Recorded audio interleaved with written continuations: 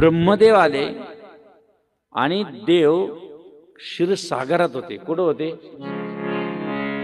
म्हणजे दुधाच्या सागरात होते.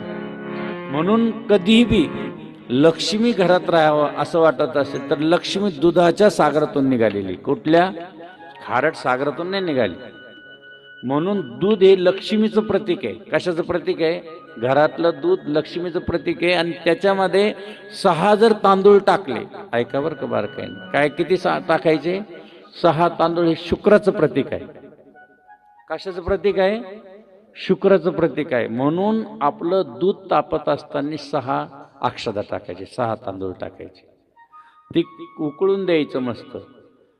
लक्षात घ्या, उद्यापासून उकळायला सुरुवात करा. 8 दिवसात तुमच्या घरात कशी लक्ष्मी टिकून राहते. असे थै थै थै सोन्याच्या पावलाने महालक्ष्मी आली, ओवाळतो कपुराणी, आपला प्रसन्न झाली सोन्याच्या पावला.